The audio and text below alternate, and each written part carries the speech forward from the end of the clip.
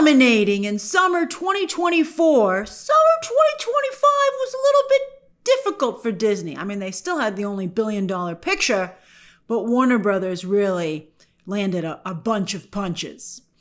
They're hoping, though, in 2026 to be fully operational once more, and it's looking like they might just be.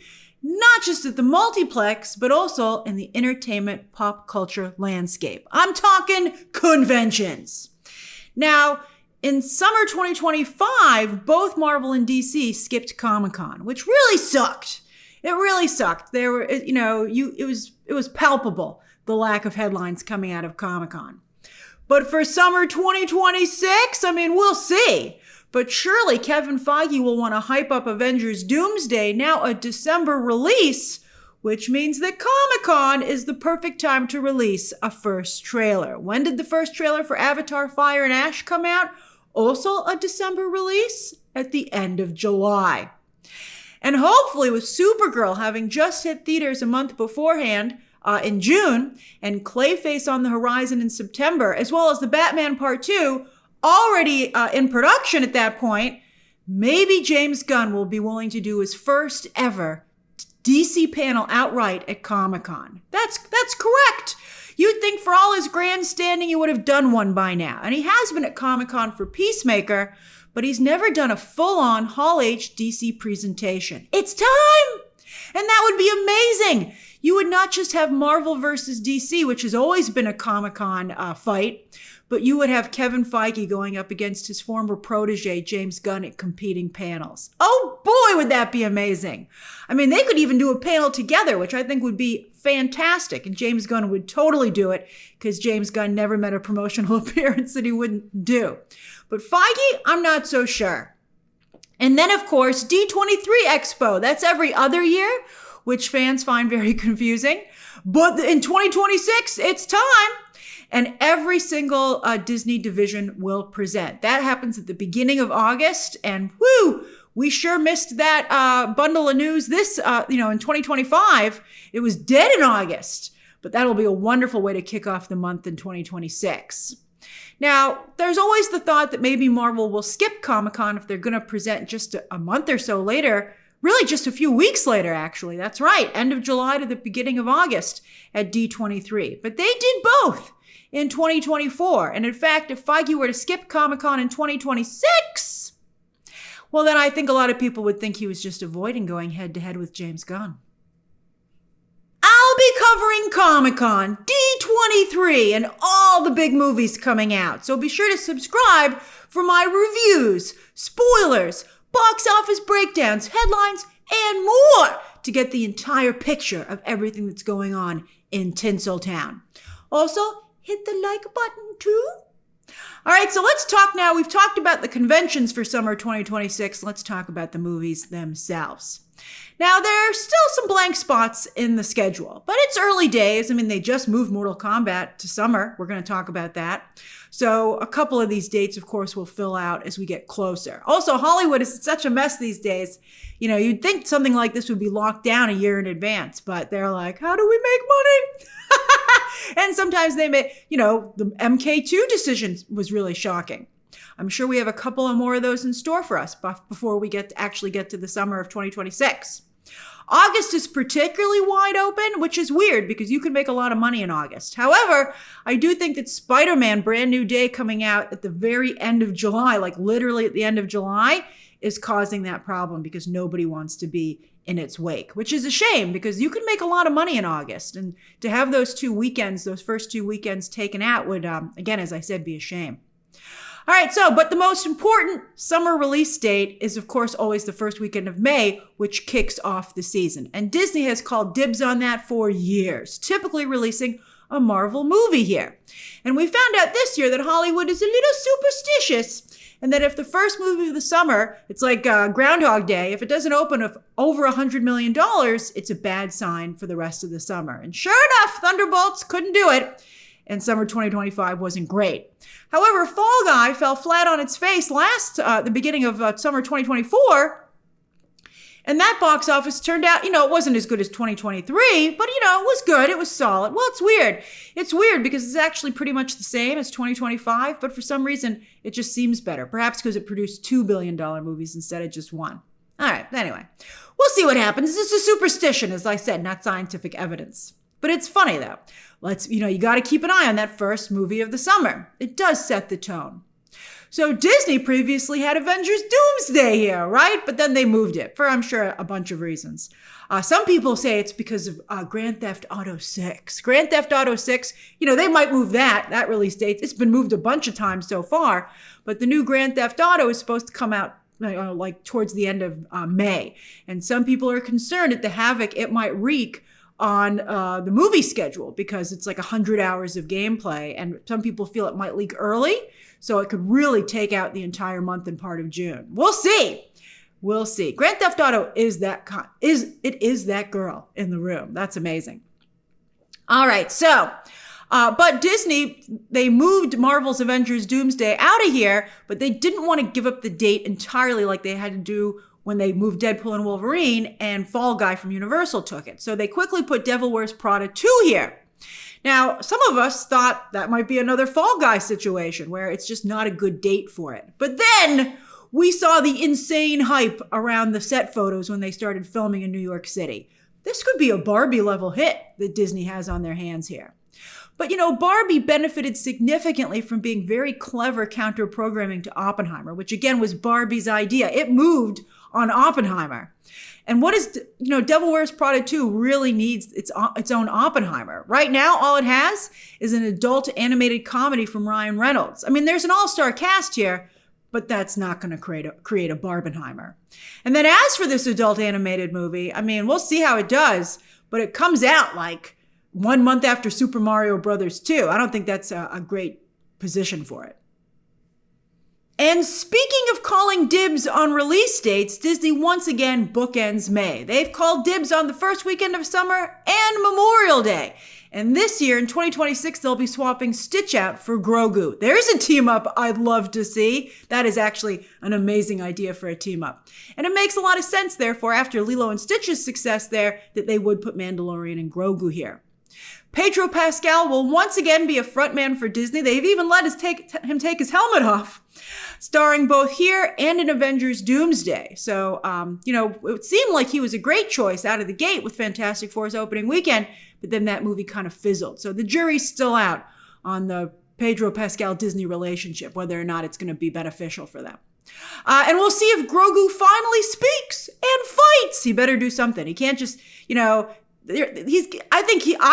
would hope that Grogu would make a significant step forward.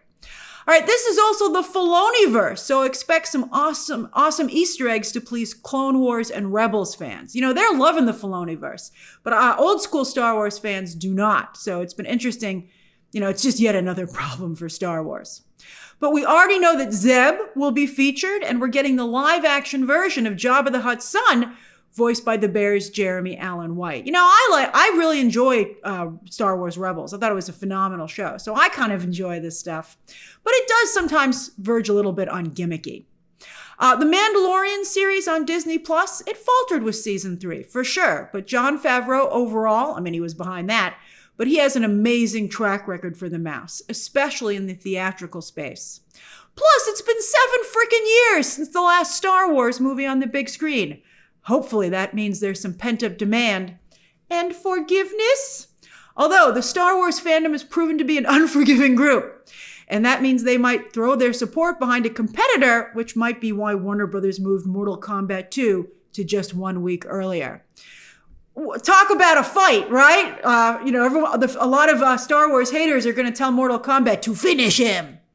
So Mortal Kombat 2 was tracking so strongly for an October release, Warner Brothers thought, are we wasting this?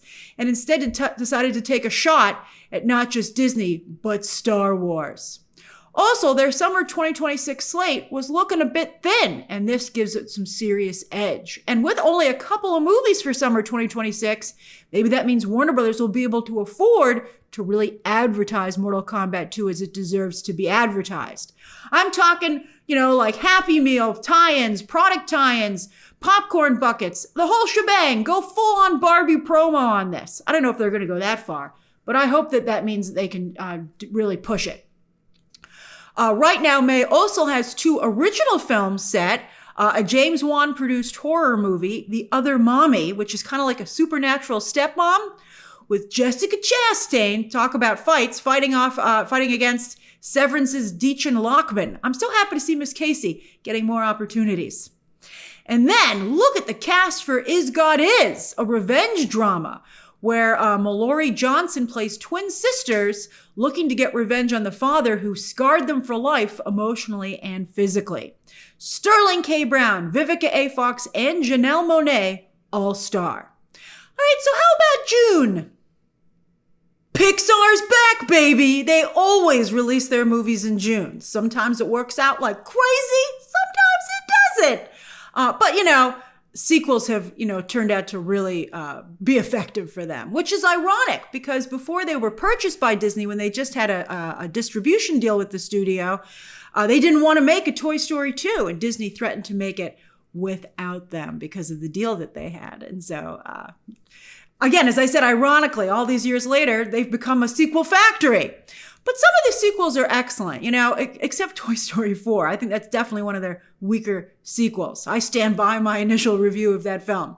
And a lot of people have come around to join me in saying that's not a great movie. Quentin Tarantino has a clip going around where he says the Toy Story franchise for him ended with 3. But you know what? Toy Story 4 still made $1 billion, right? And Disney is heavily invested in the brand. They've got it in the theme parks, the merch. They gotta keep it going. So here comes 5. This one brings back Jessie, returning to Bonnie's room, but the villain this time is an iPad? Is Disney really going to tell parents how to parent their kids, to critique the overuse of iPads? Particularly when Disney is responsible for so much of the content on said iPad? We'll see. It seems like a bold move, and I'm not quite sure how it will go over. We discussed it in a live stream like a month or so ago, and a lot of you had very strong feelings on it. Disney might be surprised at what at the kraken they unleash. Speaking of sequels, Scary Movie, it'll be on number 6. But what's really exciting about this franchise coming back 13 years later is that Anna Faris and Regina Hall have signed on for this new one. They haven't been seen since Scary Movie 4, which will have been 20 years ago. That's amazing. That's incredible. I've never seen a Scary Movie, but I've seen a lot of their clips in particular online, and they're always so funny that I will go and see Scary Movie 6. I mean, I'll review it now, but I'll see Scary Movie 6 just to support them because I'm so happy they were asked back. I think it's going to be great. And also, so much time has passed that they have a whole bunch of new movies to make fun of. Know who else returns in June 2026? Mr. Steven Spielberg. 4 years after everyone said no thanks to his life story in The Fabelmans. He shared such deep personal trauma and everybody was like, don't care for it, Steven. That had to hurt a little bit. Also nobody liked West Side Story either, except for Mike Faist. Everyone loved Mike Faist, including, by the way, Tarantino. Why don't you hire him, Tarantino? That's what he could really use. Spielberg is returning to a genre he knows quite well, science fiction, with an original story that he has dreamed up with writer David Coop, who's wildly uneven, but sometimes very good. But Emily Blunt and Faist's doubles partner from Challengers, Josh O'Connor, head up an all-star cast. Why did Josh O'Connor make it off of Challengers and not Mike Faist? Why can't they both make it? I like Josh O'Connor, but I really like Mike Faist quite a bit. I'm sad that he doesn't get more work. I think he's doing more theater, so at least he's working somewhere. And then we'll get our next DC movie that month as well, Supergirl, which is like a year later. That's amazing when you think about it because it's in the same family. It's in the Superman family. 1 year later, brand new movie, and she's already being teased like crazy, and I think pretty darn effectively. She'll be teaming up with Lobo, Jason Momoa's dream role finally come true, and we'll see if he's still riding high on Minecraft or if by then he somehow managed to ruin it. I wouldn't underestimate Jason Momoa. I mean, I'm really excited about him right now, but I've seen him make some bad mistakes and bad movies. Craig Gillespie directs instead of gun, which should make it, I think, refreshingly different. But can Gillespie direct action? That makes me a little nervous. Again, we'll find out. What do you think? Then, while Disney has called dibs on so many release dates, first weekend of summer, Memorial Day, Thanksgiving, the weekend before Christmas, they have an iron death grip on those dates. But Universal at least has managed to grab 4th of July weekend. And this year, they're putting Minions 3 there. That franchise is still making a lot of money, but the last Minions was helped significantly by a social media craze. Will they be so lucky yet again? Although, rumor has it that the studios, this look is engineered, and that a lot of these, not all of them, but a lot of these social media crazes that help movies, they're kind of dreamed up and implemented by the studios. That's the rumor. That's very interesting. Very effective. And while Moana 2 just recently minted $1 billion at the box office, get ready to revisit the origin story because Moana is getting the Disney live action treatment. This has been a top priority for Dwayne Johnson for quite some time. You know, he's going around on his Oscar campaign saying, I didn't like any of those old movies I made. Everyone's like, what? And, you know, you're like, well, what about this one, Dwayne? I mean, he's been pushing it for so long and he's finally doing it. He's wearing a fake muscle suit in the movie, which is kind of weird, but maybe he was already beginning to slim down at that point because he just made headlines for a dramatically altered appearance. And the film also had a little bit of an AI, like kind of flirted with an AI scandal. Like they're like, we didn't do it. We thought about it, but we didn't do it. But what's most interesting, I think, speaking of Dwayne Johnson's Oscar campaign, is that by the time this movie comes out, Dwayne Johnson will be an Oscar-nominated actor, or at the very least, a Golden Globe-nominated actor. Beware the ghost of J-Lo for Hustlers. You know, she had a lot of heat too, and it just never materialized for her. We'll see. A lot of heat for the Smashing Machine. All right. Moana, though, the live action one, is pretty boxed in. It's very crowded in July. You would think that this would have gotten the Memorial Day weekend release date. I mean, maybe Moana could make money anywhere. Moana 2 came out in December. Or no, I think it was a Thanksgiving movie. Yeah, it was a Thanksgiving movie. But anyway, which actually makes more sense because that's a great date for Disney. But yeah, this should have been Memorial Day. I would have put Moana live action at Memorial Day. But oops, they got Mandalorian and Grogu there. Disney has too many sweethearts to please. But the real headline for July, though, is the Tom Holland and Zendaya double feature. Christopher Nolan's The Odyssey and Spider-Man Brand New Day. I'm sure a lot of Nolan fans are like, how dare you call it the Tom Holland and Zendaya double feature? It's all about Nolan's The Odyssey and Spider-Man. But yeah, they're just 2 weeks apart. And I think even movies are already getting out of their way. And I think you're maybe going to see even more movies get out of their way. But what about being in each other's way? Surely Nolan has IMAX locked up for at least a month. Oppenheimer stayed on IMAX through the end of August. And The Odyssey is the first movie ever shot entirely with IMAX cameras. They are, and by the way, they put some shows on sale a year in advance and they sold out like that. Yeah, they're not giving up the IMAX screens. But at the same time, how on earth does Spider-Man Brand New Day not play on IMAX? How do you feel about this as a movie fan? Can Christopher Nolan do for classic Greek literature what he did for comic books? I mean, he's on such a roll right now. He can do anything he wants. But this is a tall order. He has certainly set out quite the task for himself. He has decided not to make an old school glamorous sword and sandals pick like Hollywood used to do very effectively. Instead going for ultra realistic. Oh wait, it's not even ultra realistic to the time period. He's just going full Christopher Nolan. And hey, as I said, he's on quite a roll right now. This is like his reward for Oppenheimer. Universal was so glad to win him away from Warner Brothers. And then they got him his Oscar finally. They're like, do whatever you want, Nolan, baby. We will fund it and protect you. And that's what's happening. So we'll see. We'll see. Do you never go full Christopher Nolan? Although I think Oppenheimer was kind of going full Christopher Nolan, and that turned out great. As for Spider-Man Brand New Day, it got some of the best publicity ever recently when it started filming on location, making fans believe that a man could swing and thwip. That was just incredible. I mean, what a gift from the movie gods. I've never seen a location shoot go that well. Rumor has it Sony and Marvel, though, blinked and are once again relying heavily on MCU characters instead of the standalone Spider-Man movie that they had promised us. But Tom Holland, Sony, Amy Pascal and Kevin Feige, that's really the trio, They have yet to deliver a bad Spider-Man movie, and Destin Daniel Cretton is proving to be an inspired choice to direct. This movie was supposed to pull a Deadpool and Wolverine and come out Comic-Con weekend, which proved to be so effective for that movie. But then Marvel tried to repeat that with Fantastic Four, didn't quite work out. So yes, I do think it's better to get more distance from the Odyssey. Before, they were just supposed to be 1 week apart, which would have been nuts. Even 2 weeks apart is still nuts. We'll see. I mean, what do you think? Even, now that some time has passed, do you think it's going to be, because some of you are like, oh, it's the new Barbenheimer, but it's 2 weeks apart. So it's not the new Barbenheimer. I would actually prefer they released on the same date. I think that would be better than 2 weeks apart. July is also set to see the return of Jonah Hill, who's writing and directing a new comedy about fraternal twins who are cut off by their wealthy parents, with Kristen Wiig set to co-star. They can both be hilarious, so that could be very good.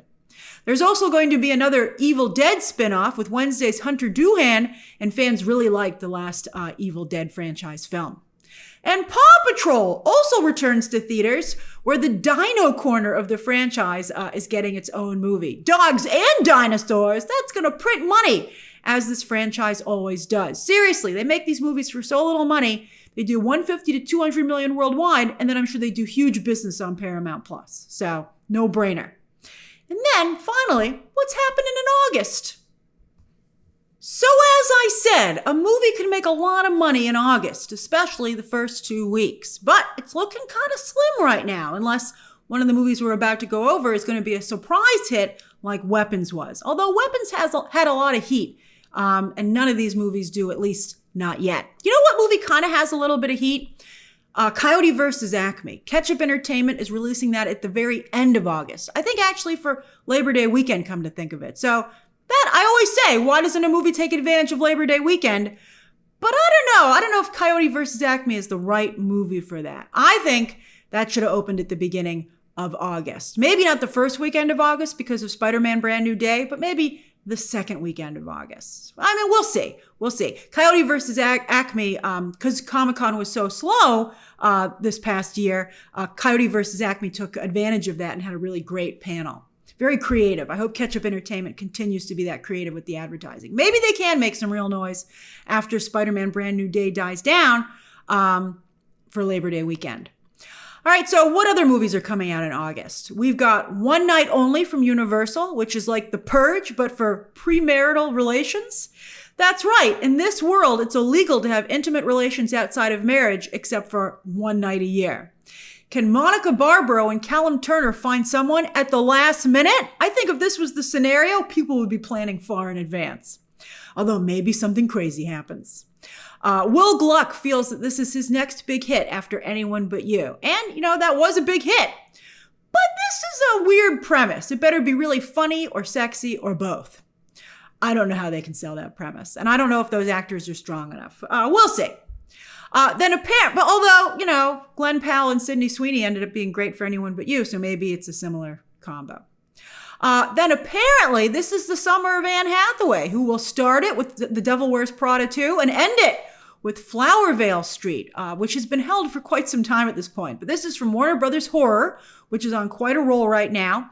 And she stars opposite Ewan McGregor for David Robert Mitchell, who writes and directs, which could either be really good or really bad. And so far, that's it for summer 2026. But again, as I said, it's early days, and I think you'll see other movies move there or be announced. I think there is a potential, another traffic jam like we saw in 2025 with the Odyssey and Spider-Man back to back like that. But we'll see if they maybe hopefully end up kind of like playing off of each other instead of against each other. We'll see. That's the only, and then I guess there's also now Mortal Kombat versus Mandalorian and Grogu, but that's different, that's a little bit, and I think maybe the versus aspect of it might play in very well for Mortal Kombat because that's a movie about fighting. So that's interesting. I think those are the two big battles that we have brewing right now. Otherwise, most movies seem to have their space. But it is nice to see so many franchises returning as well as fan events. What movies are you the most excited for summer 2026 as of right now? And do you have high hopes for Comic-Con and D23 Expo? Share your thoughts down below, subscribe today, and of course, as always, you can check out some more videos right now.